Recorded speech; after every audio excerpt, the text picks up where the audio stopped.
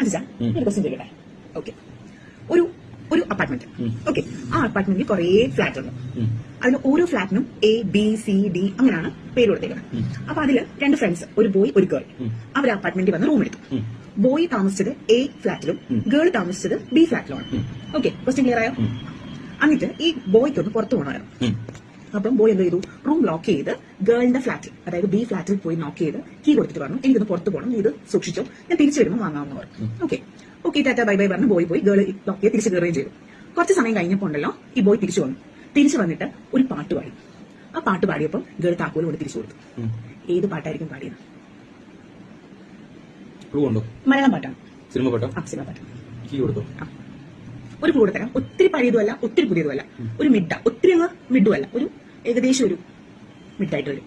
Hit മൂവിയാണ്. സമയം പോകുന്നു, വേഗം പറയൂ.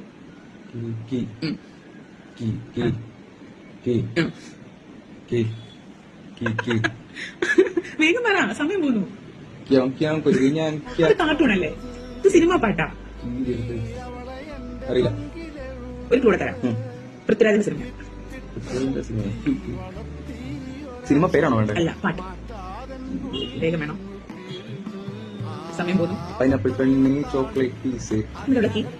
പൈനാപ്പിൾ പെണ്ണിന്റെ പെണ്ണ് വിളിച്ച പെണ്ണ് കൊടുത്തായിരിക്കും. തോറ്റോ? സമയം പോകുന്നു. തോറ്റു. അടിക്കരുത്. എന്റെ കിതാബിലെ പെണ്ണെ, എന്റെ കിതാബിലെ പെണ്ണെ.